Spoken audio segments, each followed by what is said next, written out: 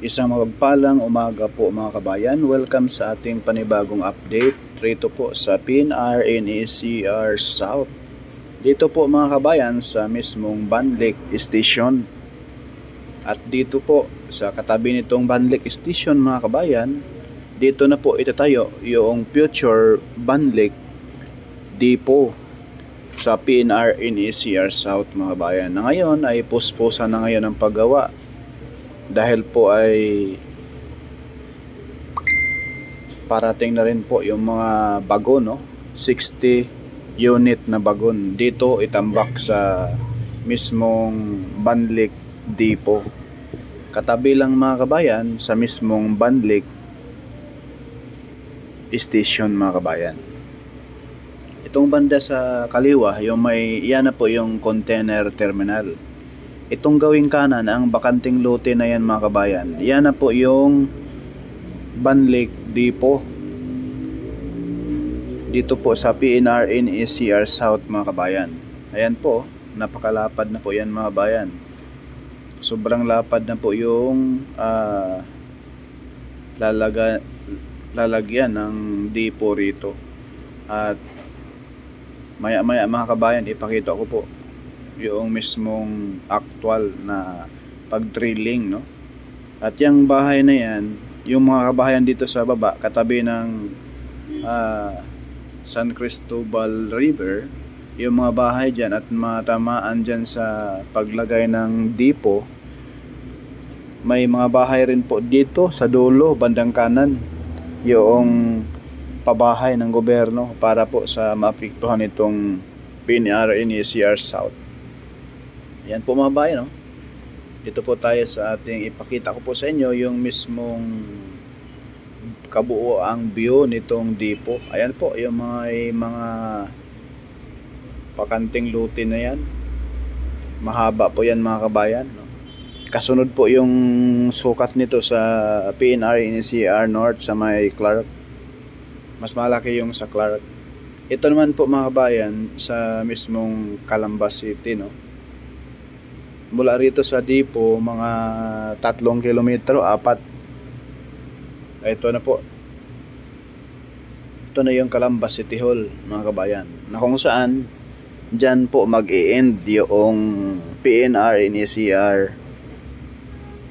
na elevated. Mula rito sa Calamba hanggang Clark, Pampanga.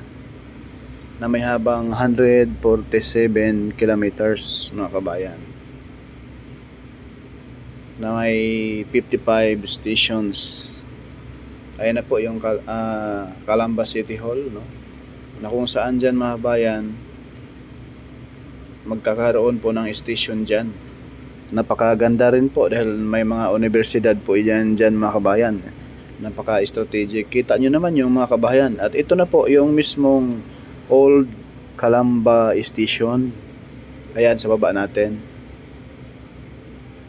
Ayan, nakagarahe pa yung mga bagon dyan na mga luma. Ayan. Mula rito sa mismong Old Calamba Station, gawing kanan po ang Banlik. Ayan po. Kita nyo naman yung mga bahay rito mga bayan. Grabe, dikit-dikit. Sobra, ang daming bahayan dyan mga bayan, oh. Wala nang puno, puro bahay na lang. Wala dyan sa ano to itong area mga kabayan, crowded masyado. Ayun, ito na po yung container terminal na kung saan andito na po yung depot. Andito na rin po yung Banlik Station. Ayan na po yung kabuuan mga bayan. Napakahaba po yan. Yan po yung kabuuang haba ng depot rito. Ayan. Sa baba natin may mga kabahayan dyan, no? Ayan, oh, mga bayan na tinatayo. Dyan po titira yung mga maapektuhan dito, yung mga kabahayan rito sa depot. Dahil tatanggalin na po yung mga bahay doon sa tabi ng Reles. At base po ni Sir Jaime Bautista mga kabayan, sa 2027 operational na po itong Calamba to Alabang. Magkakaroon ng parcel operations. Alabang to Calamba. Kaya ito yung inuna natin, no, para magkaroon ng parcel operations. Ang maganda dito, most of those who will be relocated in the same city, no? For example, dito sa Santa Rosa, yung mga maapektuhan, sa Santa Rosa rin sila, no? In city, yung ganoon din yung sa Calamba, no? Siguro yung sa Alabang merong a few na maililipat sa another relocation site outside of Alabang. 2027, yes, magkakaroon ng parcel operations. Alabang to Calamba. Kaya ito yung inuna. Ayan po mga kabayan, napakinggan po natin yung tinig ni DOTR Secretary Jaime Bautista, no? Sa Calamba to Alabang sa 2027, magagamit na po itong PNR NECR South, no? Kaya ito po yung puspusan ngayon. May mga poste na rin po na ating dyan sa Banlik. May mga poste na rin po mga kabayan na tapos na po pagbuhos. Maya ipakita ko po sa inyo itong portion na ito mga kabayan, dito muna ito sa depot sa may Banlik. Masisilayan ninyo dyan sa unahan mga kabayan. Ayan na po, puspusan na po yung pagbaon ng mga board pile at yung mismong itong makikita po ninyo mga bayan, yung mga lupain rito na bakante na, hindi na tinatinima ng palay. Ito na po yung sakop sa depot, no? At yung mga heavy equipment dyan na masisilayan natin, yan na po yung mga naghukay ngayon dyan, no? Dahil dyan po ipapark yung 60 unit na bagon, no? Na galing pang ibang bansa. Ganito po yung klase ng bagon mga kabayan. Ito po yung bagon dito sa PNR NECR South mga kabayan. Iba po yun doon sa mismong north, no? Ayan, ito na po. Kaya yung area na yan, dyan po kasi ilalatag, no? Itatambak kasi parating na yung mga bago na galing ibang bansa dito sa area. Kaya asahan po ninyo. Kaya yung iba dyan hindi pa nakapag-subscribe sa ating YouTube channel at follow sa ating FB page, no? Same lang yung pangalan, Porka Studio mga kabayan. Mag-subscribe na kayo at like na rin at i-share na rin yung ating mga videos, no? Para malaman ating mga kabayan. Paki-hit na rin yung notification bell, yung all, at pakiusap po mga kabayan. Sana po ay hindi po tayo mag-skip sa ads. Napakalaking tulong na yan sa ating pag-vlog, no? Maraming salamat mga kabayan.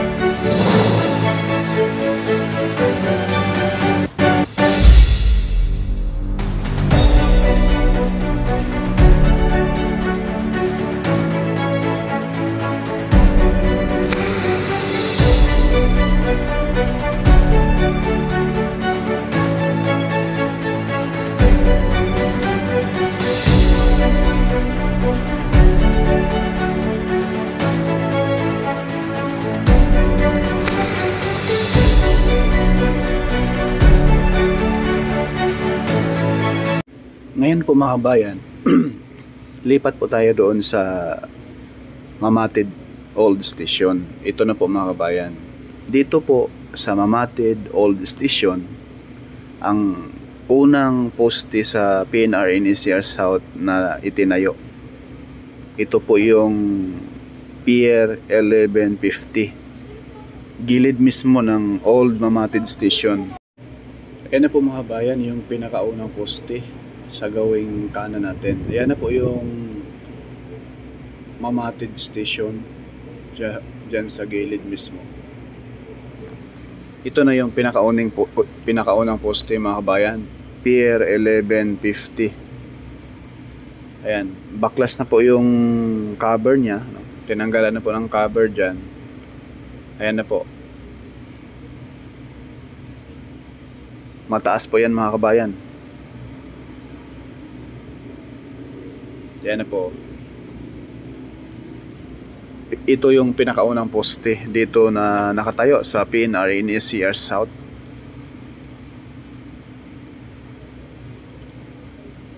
Ayun yung cover. Ayan po yung pinakaano sa taas mga bayan, yung hulmahan sa taas, oh. Yung parang embudo. Yung pinakataas doon, lalagyan pa pati rito mga kabayan. Ayan, oh. Buhos na rin po ito.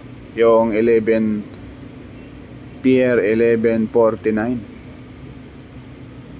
Yan po, yung dalawa. Baklas na yung cover niya ng pinaka poste niya. Ito yung pangatlong poste. Bubuhusan pala ang. Ayan, yung pinakataas. Pero yung baba mga kabayan, buhos na rin yan, oh.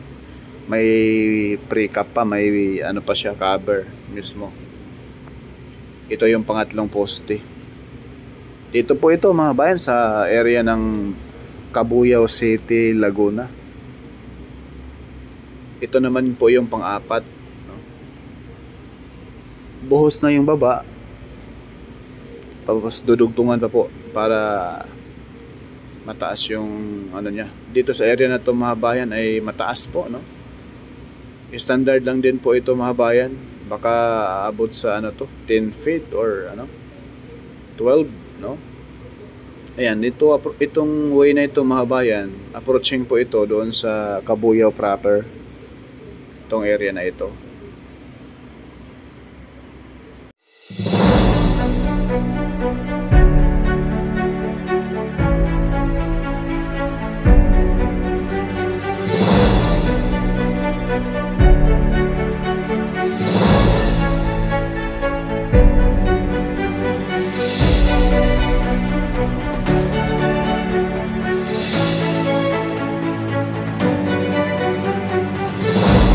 Yan doon sa dulo mga bayan, puspusan na yung